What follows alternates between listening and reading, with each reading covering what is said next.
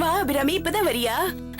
உனக்கு பிடிக்குமேனு ரவா கேசரி பண்ணி வச்சிருக்கேன். உட்காரு, எடுத்துட்டு வரேன். நீ வேண்டாம், நீ நான் அப்புறமா சாப்பிட்டுக்கிறேன். என்ன அபிராமி, ரொம்ப டயர்டா வந்திருக்கல, ஏதாவது சாப்பிடணும்ல? சரி, காஃபி சாப்பிடுறியா? இல்லனா டீயாவது குடி. பரவாயில்ல நீ, நான் போய் ஃபேஸ் வாஷ் பண்ணிட்டு வந்துடுறேன்.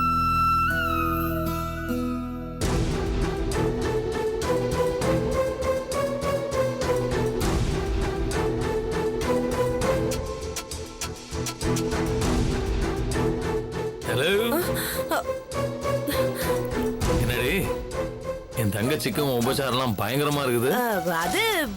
தெரியுது தெரியுது. எப்படியாவது அந்த 5 லட்சம் ரூபாய் ஆட்டைய போடணும்னு பிளான் போட்டு காக்கா புடிச்சிட்டு இருக்கிறேன். என்னங்க நீங்க காக்கா கேக்கெல்லாம் பேசிட்டு இருக்கீங்க? வாய் மூடிட்டு சும்மா இருங்க. போடி போ. என்னதான் கடைஞ்சாலும் அபிராமி கிட்ட உன் பப்பு வேகாது.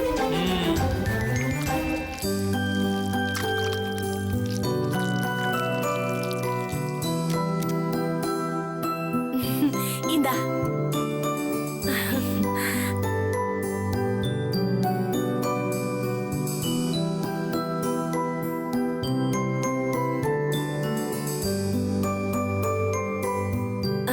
அபிராமி,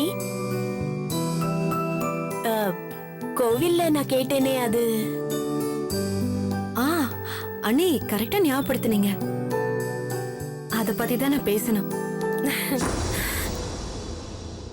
வாங்க. பேசணுமா? இன்னும் என்ன பேச போறா?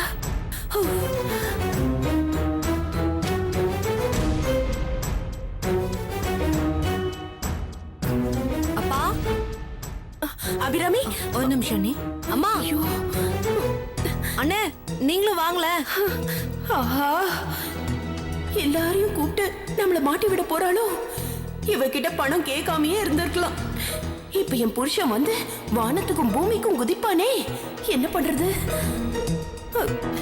அபிராமி, இப்ப எதுக்கு அவங்கள எல்லாம் கூப்பிடுற? காரணம் இருக்கு. நீ என்ன காரணம்? அம்மா, அப்பா. ஐயோ, ஏய் நீ பெரிய தியாகி தாண்டி, அத நான் ஒத்துக்கிறேன். அதுக்காக இப்படி எல்லார்கிட்டயும் தம்பட்டு அடிக்கணுமா?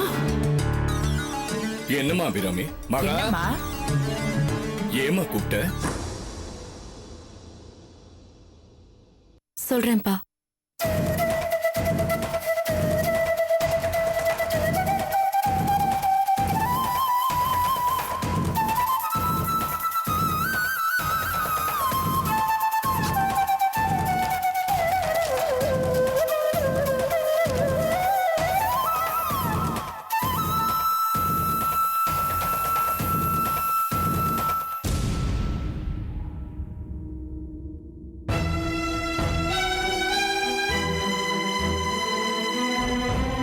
இந்தாங்கப்பா. என்னம்மா இது? இத வாங்கிக்கங்கப்பா. எதுக்குமா? முதல்ல வாங்கிக்கங்க.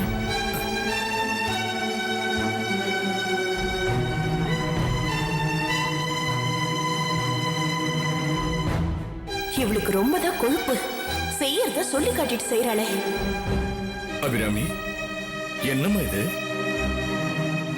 5 லட்சத்துக்கு செக் எழுதி எங்கிட்ட கொடுத்திருக்க. யாருக்கு என்னன்னு எழுதவே இல்லையே.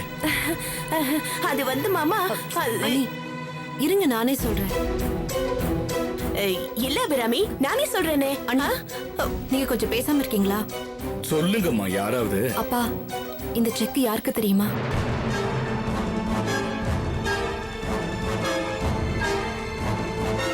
தெரியலையேம்மா. உங்க எம்டி.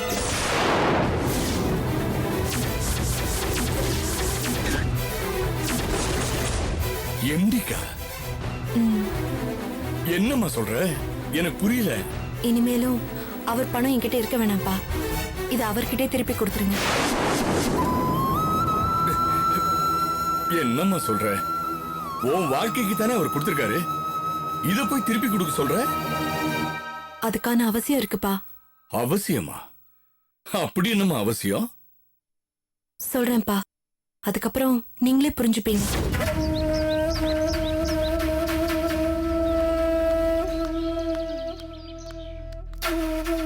ஏய், என்ன பர்ணா, உன் பர்த்டேவை கொண்டாட ஏதாவது ஹோட்டல் கூட்டிட்டு போவேன்னு பார்த்தா இப்படி முதியோர் இல்லத்துக்கு கூட்டிட்டு வந்திருக்க?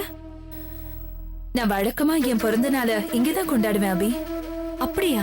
ஏன், ஏதாவது சென்டிமெண்டா? ஆமா, என் அம்மா கடைசி காலத்துல இங்கதான் இருந்தாங்க. நான் அப்ப கோயம்புத்தூர்ல படிச்சிட்டு இருந்தேன். என் அம்மா அண்ணா வீட்டுல இருந்தாங்க.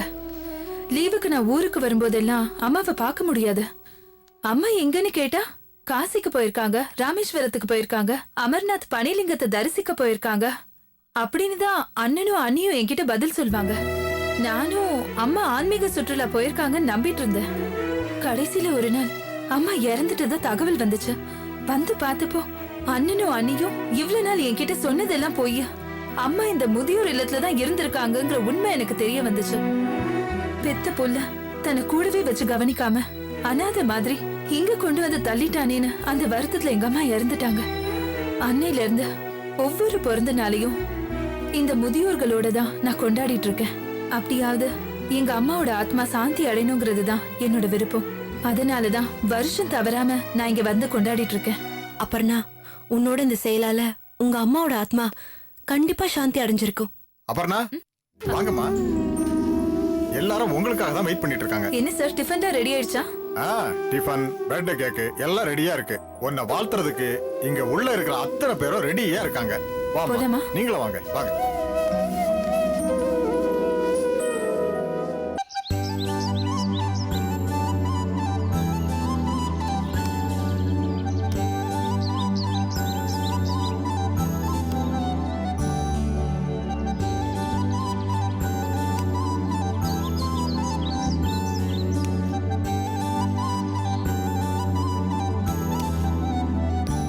அம்மா அபர்ணா, உள்ள மேடம் கூப்பிடுறாங்க. என்ன விஷயம்? அன்னதானத்தை முடிச்சிட்டு உள்ள வாமா. சரி, நான் வரேன் சார். சரிம்மா. அபி, நீ கொஞ்சம் பாத்துட்டு நான் உள்ள போய் என்னன்னு கேட்டுட்டு வரேன்.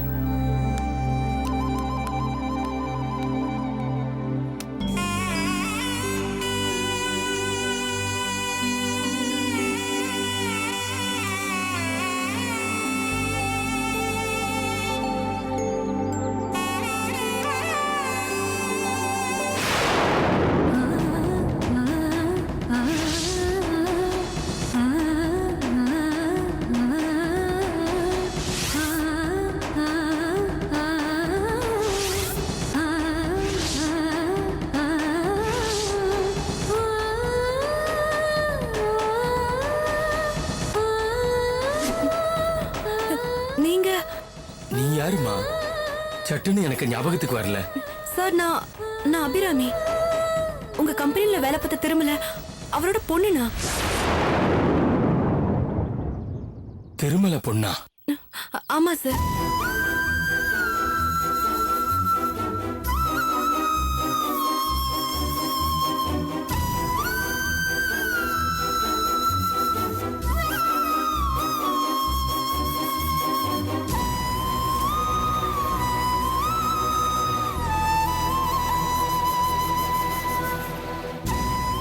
சார், நீங்க எப்படி சார் இங்க? உங்களை நான் இங்க எதிர்பார்க்கல. என் பையன்தாம்மா காரணம். அவன் தான் இங்க என்ன கொண்டு வந்து விட்டுட்டான். ஏன் சார்? அவன் பேச்சையும் மீறி அவனுக்கு தெரியாம உங்க அப்பாவுக்கு நான் 5 லட்சம் ரூபாய் கொடுத்தேன். அதான் அவனுக்கு கோவம். உன் வாழ்க்கைக்காகன்னு கேக்குறப்ப என்னால உங்க அப்பா கிட்ட மறுத்து பேச முடியல. எடுத்து கொடுத்துட்டம்மா.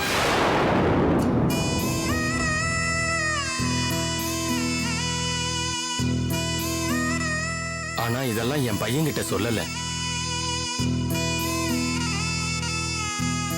பாசத்தை விட பணம் தான் அவனுக்கு பெருசா தெரியுது.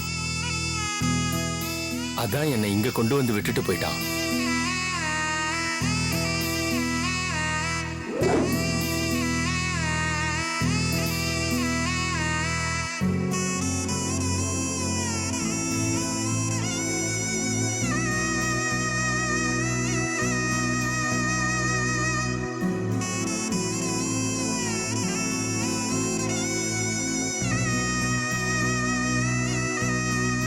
அப்பா, என் வாழ்க்கை நல்லா இருக்கணும்னு உங்க எம்டி பணம் கொடுத்ததுனால இப்ப அவரோட வாழ்க்கைய முதியோர் இல்லத்துல கழிக்க வேண்டியதாயிடுச்சு.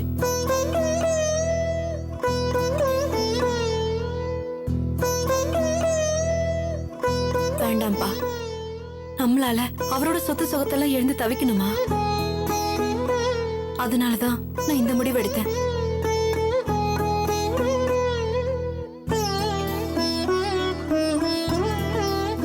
நாளைக்கு காலையில முத வேலையா அந்த முதியோர் இல்லத்துக்கு போய் அவரை பார்த்து இந்த செக்க கொடுத்துருங்கப்பா.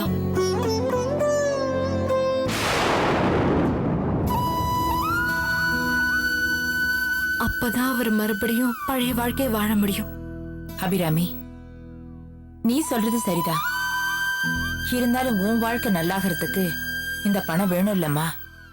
இப்ப இந்த பணத்தை திருப்பி கொடுத்துட்டு நாளைக்கு என்ன பண்றது? அம்மா, அத பத்தியெல்லாம் இப்ப யோசிக்க வேண்டாம். என் வாழ்க்கையில பிரச்சனைன்னு சொன்னதும் அவர் பணத்தை தூக்கி கொடுத்ததுனாலதானே அவர் இன்னைக்கு கஷ்டத்தை அனுபவிச்சுட்டு இருக்காரு. அத கண்ணால பார்த்ததுக்கு அப்புறமும் இந்த பணத்தை நம்ம திருப்பி கொடுக்கலனா நமக்கு செய் நன்றி இல்லைன்னு தானே அர்த்தம்.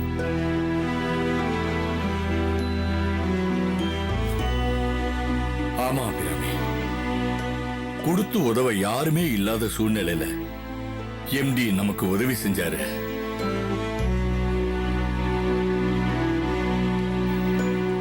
அந்த உதவியே இப்போ அவருக்கு வேதனையை கொடுக்குதுன்னா அதை பார்த்துக்கிட்டு நம்ம சும்மா இருக்க கூடாது.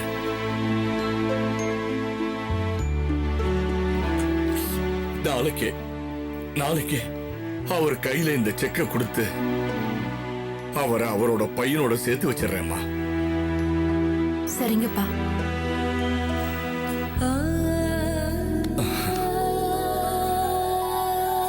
வசந்த், பாப்பா.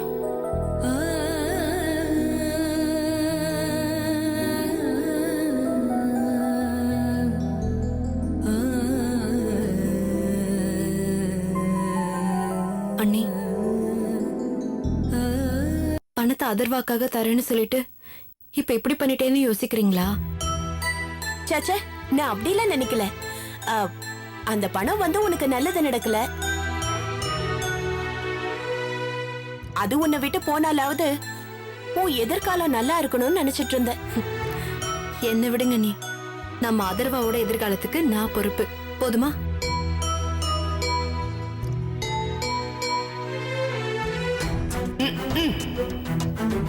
இவ எதிர்காலமே இருண்டு போய் கிடக்குது. இதுல என் புள்ள எதிர்காலத்துக்கு இவன் பொறுப்பா? உன் பேச்சை இனிமே நான் நம்புவேனாடி? மாட்டேன். என்ன நம்ப வச்சு கழுத்தறுத்த உனக்கு எப்படி எல்லாம் இடைஞ்சல் கொடுக்க போறேன்னு பார்த்துக்கிட்டே இரு.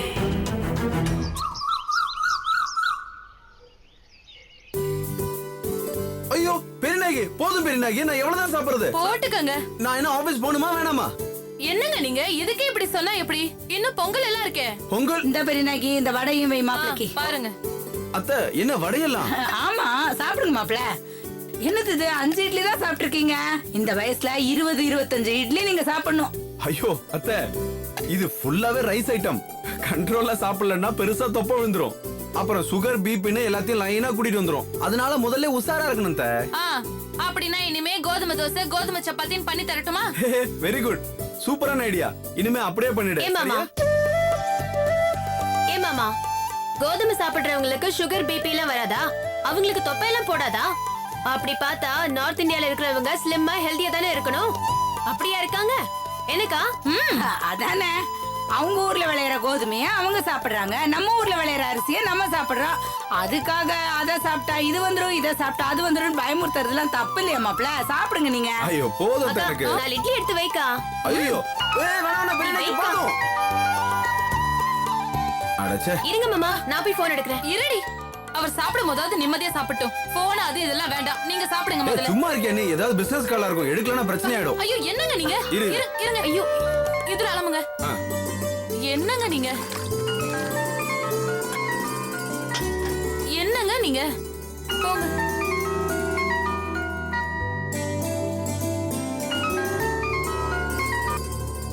ஹலோ சார், உங்ககிட்ட தான் பேசணும்னு போன் போட்டேன்.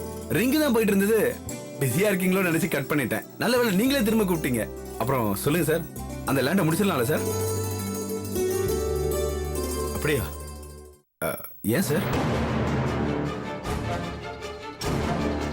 சார் நான் அப்படிலாம் சொல்லவே இல்லையா சார்?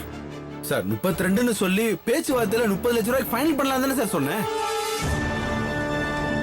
சார் சார் நான் நீங்க நினைக்கிற மாதிரி ஸ்ட்ரிக்டான ஆளெல்லாம் கிடையாது சார். வியாபாரத்துல அப்படி இப்படி இருந்தா முடியுமா சார்?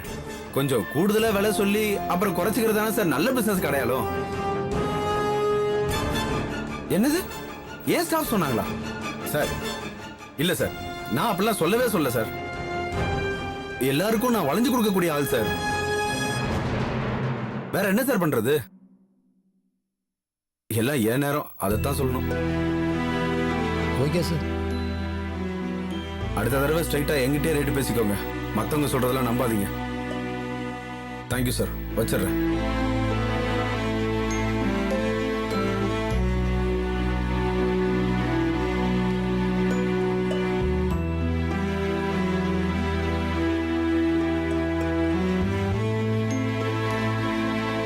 என்னங்க என்னாச்சு?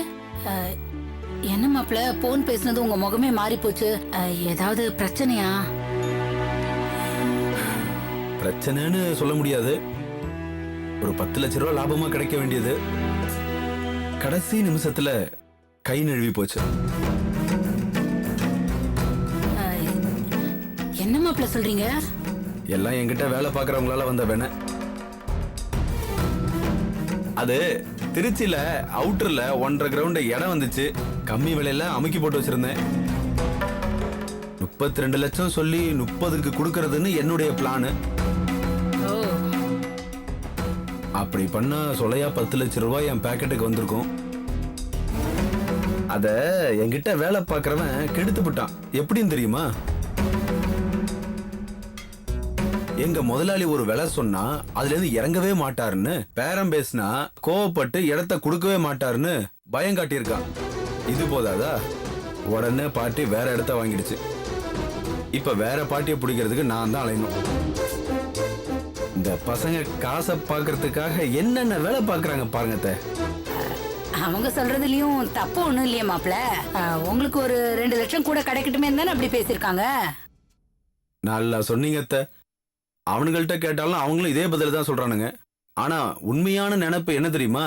அந்த நிலம் விலையே போயிடக்கூடாது, அப்படியே தான் இருக்கணுங்கிறது. அப்பதான் அவனுங்க காசை பார்க்க முடியும். அதனாலதான் அப்படி எல்லாம் சொல்லிட்டு இருக்காங்க. நீங்க என்ன மாமா சொல்றீங்க? நிலம் விக்காம இருந்தா அவங்களுக்கு எப்படி காசு கிடைக்கும்? புரியல உனக்கு? ஆஹா. இப்ப சொல்றேன் கேளு. பசங்க கிட்ட ஒவ்வொரு நிலத்தையும் பார்ட்டி கிட்ட காட்ட சொல்லும் போது பெட்ரோல் சாப்பாடுன்னு 300-400 ரூபாய் எங்கிட்ட இருந்து வாங்கிட்டு போவாங்க. அந்த நிலம் விக்கிற வரைக்கும் இது தொடர்ச்சியா கிடைச்சிட்டு இருக்கும். ஆனா அந்த இடம் வித்துட்டா இதெல்லாம் கட் ஆயிடும். அதனால இந்த 300-400 ரூபாய்க்கு ஆசைப்பட்டு அந்த நிலத்தை விக்க விடாம பண்றதுக்கு நான் ஸ்ட்ரிக்டானவன், விலையை குறைக்க மாட்டான், அப்படி இப்படின்னு சொல்லி பார்ட்டியை கலைச்சு விட்டுக்கிட்டே இருப்பானுங்க. இப்ப புரியுதா? அச்சோ, ஏன் மாப்பிள்ள இப்படி பண்றவங்கள கூட வச்சுக்கிட்டு தொழில் பண்றீங்க? யாரையாவது நம்பிக்கையானவங்கள கூட வச்சுக்கலாம்ல? வச்சுக்கலாம் தான், ஆனா கிடைக்கணும்ல. பெரிய நாயகியை விட நம்பிக்கையான ஆளு வேணுமா என்ன?